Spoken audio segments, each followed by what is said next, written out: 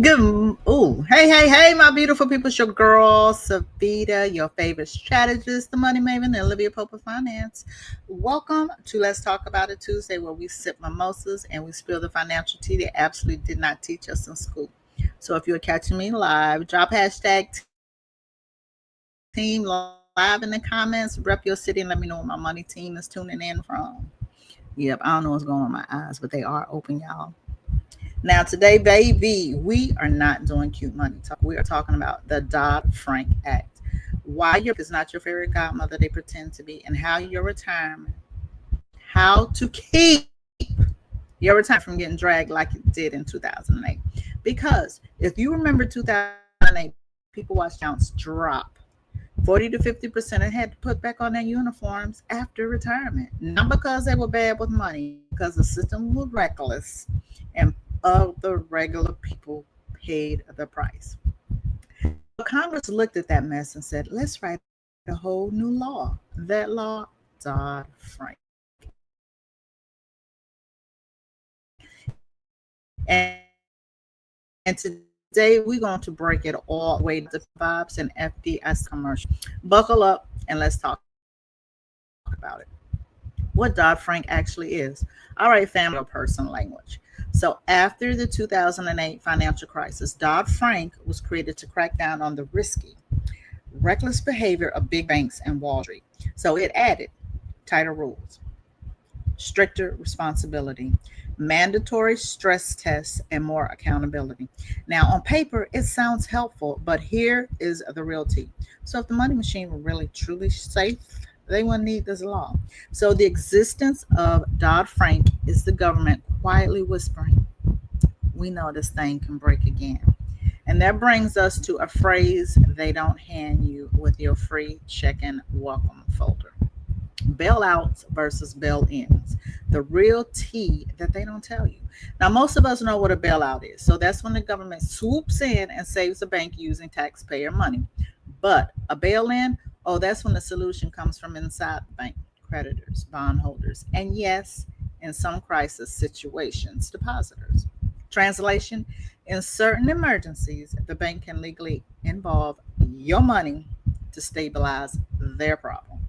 Now, I'm not saying the bank is pulling a heist tomorrow, but what I am saying is your whole safety plan, the bank won't let anything happen to my money.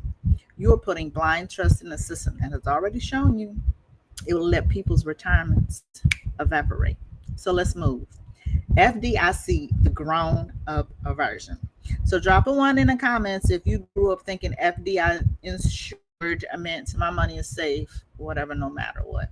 That's what I thought up to a certain amount. So drop a two if you're not looking at your bank account like, yeah, me and you need to talk. So here's the truth.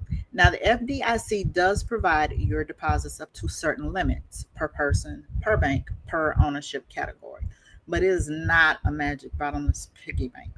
So FDIC is a fund with a finite amount of money making an ocean of deposits. And during the pandemic, banks were allowed to operate with zero recurve requirements. Zero reserve requirements. Say that fast three times. Zero return requirements. Zero reserve requirements. Zero reserve requirements. Meaning your bank did not have to keep a fixed percentage of your deposit in the vault. So let me give you the math. Banks are not required to keep much of your money on hand. Now, the FDIC has limits, so the law acknowledges banks, and banks have already shown the system can fail dramatically. Somebody lied to you. Let's fix that. So VIX versus variable versus index, your real money choices. There are three lanes that your money can sit in. One is fixed, which are your savings accounts. Now feels safe, but the interest rate is tiny. Inflation stays eating your buying power like a snack. That's not safety, that's cute erosion. I even had somebody refer to it as you slowly going broke. Number two, variable. Those are your 401ks, your TSPs, your IRAs, your individual requirement accounts, broke accounts. Now they have unlimited upside, unlimited downside. And your retirement date does not move just because the market had an attitude. Now, you remember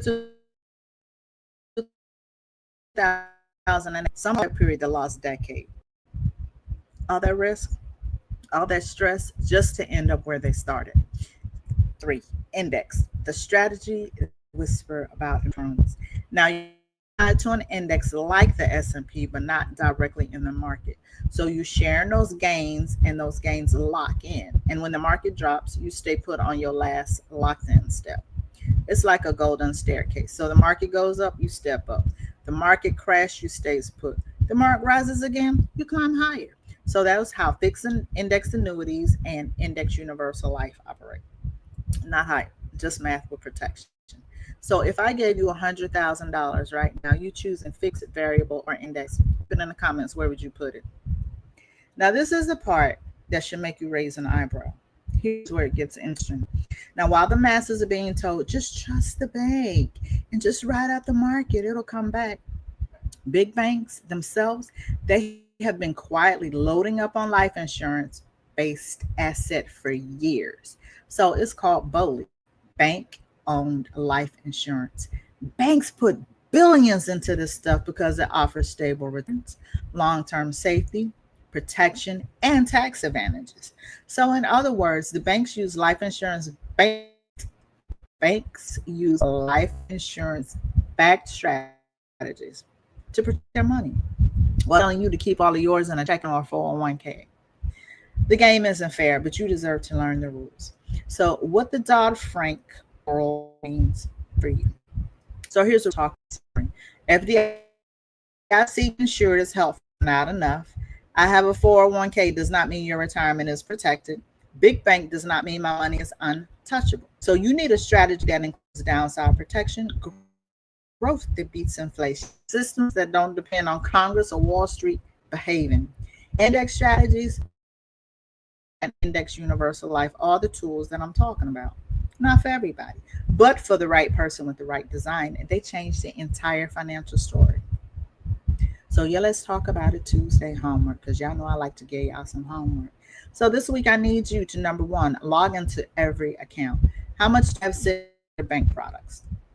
Riding the roller coaster market, or protected inside index solutions. Number two, is everything is either bank or market? This is your sign. Now don't panic, but get educated. Number three, if you are rebuilding after divorce, a high income professional, are tired of hoping your 401k behaves, drop the words Dodd Frank in the comments. So we're going to have a grown folk conversation about where your money sleeps at night. Family, Dodd Frank Act is admitting we know we messed up. Your job is to ensure that you are not collateral damage the next time the system gets shaky.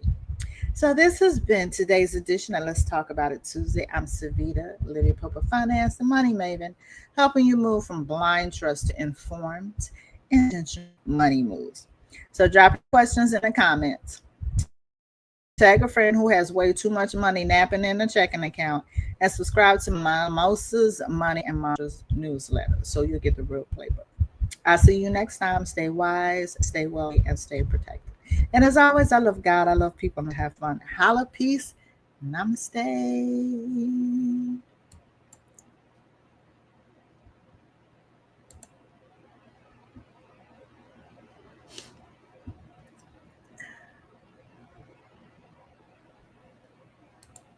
I hit end stream.